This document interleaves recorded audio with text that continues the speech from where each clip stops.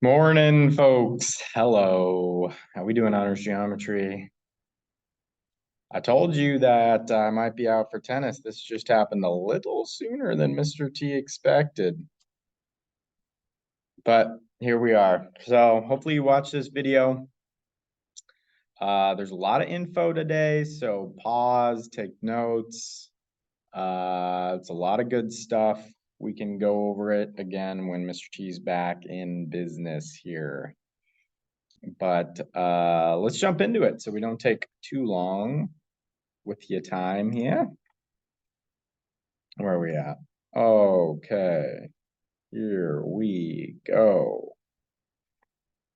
Today we're talking about measuring angles, okay? Why is this thing in the way? And arcs. So we're measuring angles and arcs. Arcs are really cool. They're going to be useful. They're going to be important. Let's jump into it. Again, if you need to write something down, feel free to pause. First off, a central angle of a circle is an angle with a vertex in the center of the circle, okay?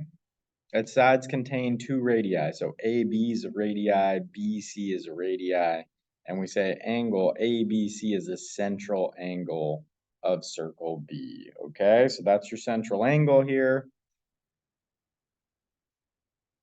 Here's another important thing, another important concept. The sum of the measures of the central angles of the circle with no interior points is 360 degrees, right? So all these angles are always going to add up to 360, which makes sense because a circle is also 360 degrees. So the angles of the circle will also add up to the total degrees of the circle. Could be two angles, could be three, could be four, could be five. You could have a lot in some of the problems that we are going to see. Very exciting, very exciting. Again, pause if you need to write. So if we do a couple of these, nothing too crazy here. Oh, Mr. T might need a calculator. It's early in the morning, so might be forgetting some of these things.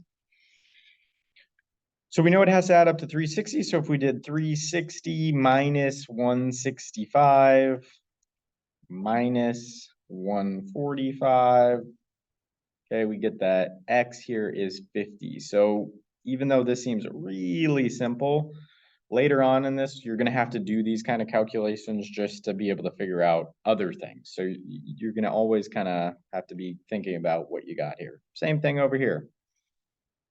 40 plus 85 is 125 plus 90 is 215. So what is that? 145? Does that sound right? So that's kind of how you find these central angles if they're missing. All right. Cool. Cool.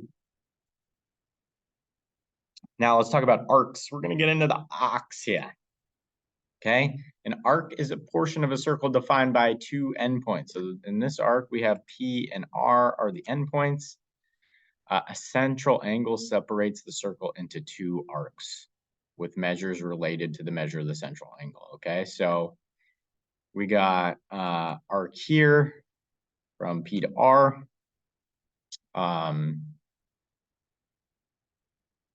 Yeah, there we go. There's not much else to say. That's what an arc is. It's just a portion of a circle. Okay, portion of a circle. So there's three different types of arcs. The first one we're going to start with is what's called a minor arc. A minor arc is the shortest arc connecting two endpoints on a circle. A minor arc has to be less than 180 degrees. Okay, and it's equal to the measure of its related central angle, right? So let's say, for example, this was 45 degrees for X, then AB's arc measure, that's what we call it, the arc measure is also 45. Okay, this is true of any central angle. We'll talk about different kinds of angles in circles later, but for a central angle, the central angle measure is also equal to the arc measure. Now, your book with naming the angles can be a little weird. But let's try, for us, the best thing to do when naming a minor arc is just to use the two letters. So we say the measure of arc AB, okay? The measure of arc AB. Let's try and just use 2. Sometimes on minor arcs, your book still uses 3 letters, but that's confusing. So let's just try to use 2. Okay. Now we have the major arc. The major arc is the longest arc connecting 2 endpoints on a circle. Okay. So now here's our X still here, but now the major arc is going the other way. So now you can see they use 3 letters. They go A, D, B to tell you to go around the circle that way. So when we name a major arc, let's use the 3 letters, A, D, B. And then for the minor one, we'll go A, B. All right. So the measure of a major arc is greater than 180, and it's equal to 360 minus the measure of the minor arc with the same endpoints. Okay, so if we said this one was 45 still, we would just do 360 minus 45, which is 315. So this major arc here would be 315 if I can write it. Okay, pretty straightforward. That's kind of your info on those. Again, you need to pause and do it. Go for it. There's one more arc. What's exactly 180? This one was less than 180. This one was greater than 180. What do we call it? It's exactly 180. What? What? Someone said it. Semicircle. Boom. Boom. So a semicircle is an arc with endpoints that lie on the diameter. Okay, so it's going to be right down the middle. It's exactly 180 degrees. This is you're like, oh yeah, I knew this. Semicircle. Come on, bro. Well, it's actually going to be super important. So we're going to use this a lot. It could be very helpful. So semicircle is exactly 180. For the naming on this one, I think, yeah, you'll know it's a diameter. So don't worry too much, but you can use 3 letters if you want. Okay, so let's do a little example here. So again, here's your book using 3 letters on a minor arc, UPQ. So it's a little bit annoying, but we'll just go with it for now. So UPQ is 40 plus 90, so that's 130. So we'd say the measure of UPQ is 130, still a minor arc. We don't have to do all these, but we can do a couple. PQR, what do we got? We know this one's 90, but what about this one? We don't know anything. What? Look at this. This is a diameter. Okay, this is where the diameters come in. So you know that this is 180. So PQR is 180. And then if we had one that was RQ, do we have an RQ somewhere? I don't see it, but RQ then would also be 90, right? 90, 90, 180. Okay, cool, cool. What other one looks good? Where's a major arc? Okay, let's do 13 here. PQS. PQS. Again, you got to use the idea of the diameter. We just said PQR was 180, then we're going to add in 50. 180 plus 50 is 230. Okay, so you can just kind of solve some of these. Sometimes they can get a little tricky. PRU. PRU, look at this one. PRU is everything but the 40. So you can just do 360 minus 40 gives you 320. All right, just stuff like that. Cool. We're going to keep going. We're going to try and make this not super long, but we still got a lot of info. We're going to skip that. Okay, here we go. First theorem of the day. In the same circle or incongruent circles, 2 minor arcs are congruent if and only if their central angles are congruent. Okay. So remember, if it's an if and only if, it goes both ways. So if angle 1 is congruent to angle 2, then arc FG is congruent to arc HJ, and then vice versa. If arc FG is congruent to arc HJ, then angle 1 and 2 are congruent. So you can go both ways on it. And yeah, sorry, that drawing is terrible. Okay, so that's your theorem. Angles are the same, the arcs are the same. If the arcs are the same, the angles are the same. So let's also see what they got us on adjacent arcs. So adjacent arcs are arcs in a circle that have exactly 1 point in common, right? So we got arc HJ and arc JK, so they share J, so those are, stupid thing went away. Those are congruent. So as with adjacent angles, you can add the measures of adjacent arcs, which brings us to this arc addition postulate. So the measure of an arc formed by two adjacent angles is just the sum of the two, right? So ZY plus YX is equal to arc ZX or ZYX or however you want to say it. It's still a minor arc, so if you just want to name it with two, you still can. That's where I think the book could do a better job. Again, I know there's a lot of information. It took first period quite a bit to write all this stuff down, so hopefully you're pausing and taking a note and writing it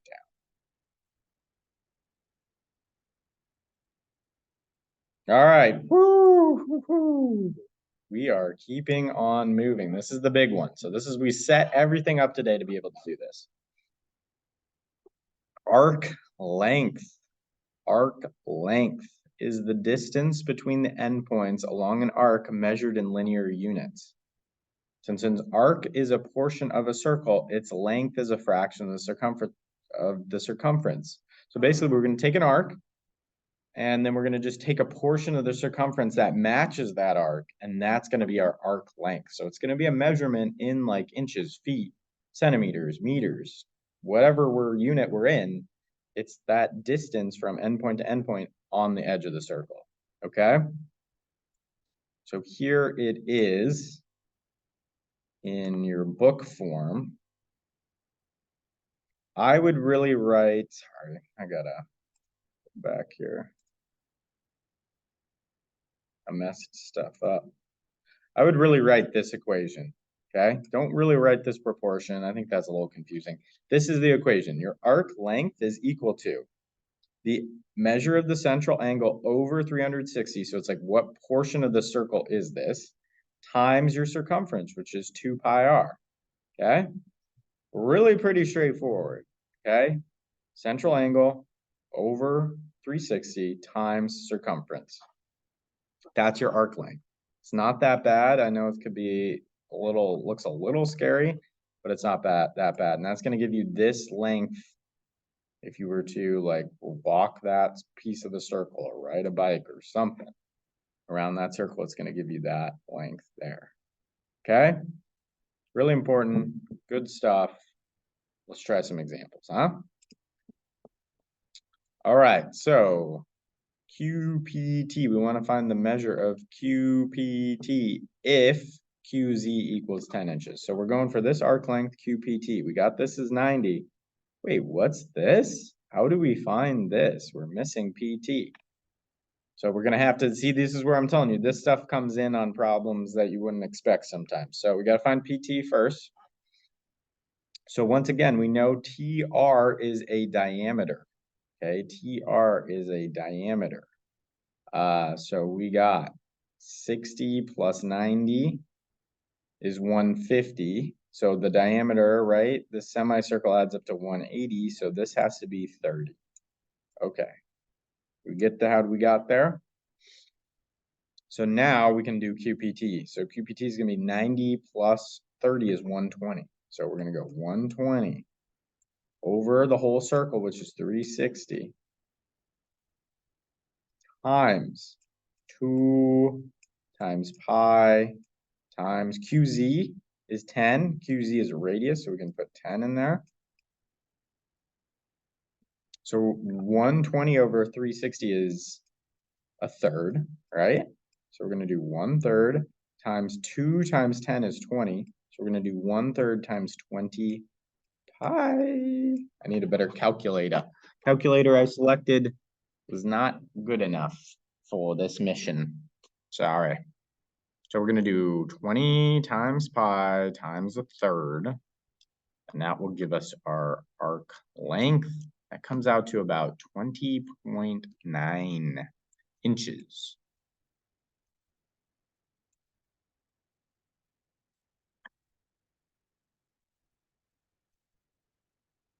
Okay. Great stuff. Great stuff.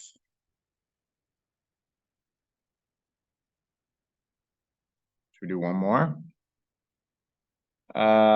Sure. QPS, let's do 16.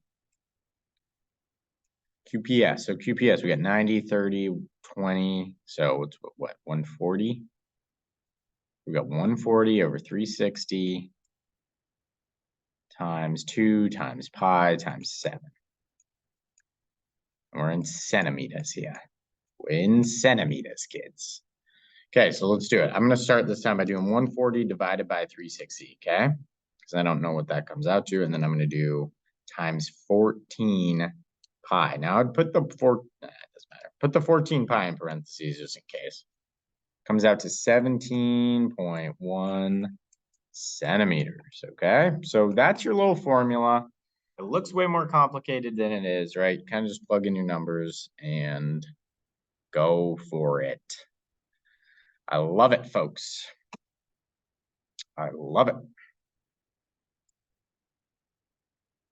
Okay, so now this one is nice. This is working backwards. Working backwards. Let's try one of these and then we'll call it a day.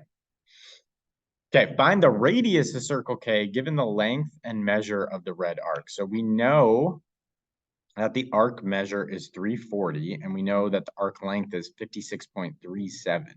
Okay, so we're going to set it up like we've been doing. We're going to do 340 over 360. E times 2 times pi. We don't know r. We want to find the radius. But we do know this time that it equals the arc length. So we know it equals 56.37. Okay. This is where you got to be a touch careful with your math.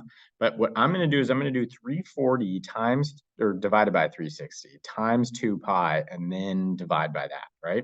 So let's get this math first. So I'm going to do 340 divided by 360 times 2 pi. Okay, that comes out to 5.9 whatever, but try to keep it in your calculator so you can divide by the correct amount. But it's basically 9.3. R, don't forget the R is still there. It equals 56.37. Now we're just going to divide both sides by 5.93. Okay.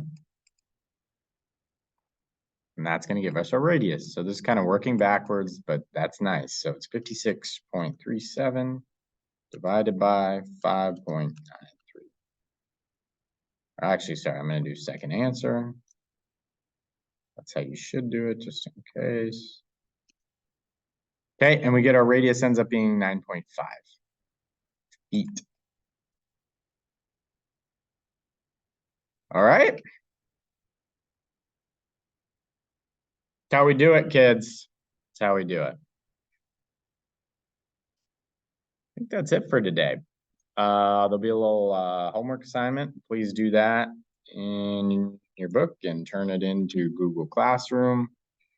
And we will go from there. Thank you for your attention. I hope you have a great rest of your day. Sorry I wasn't here today. I'll see you soon. Adios.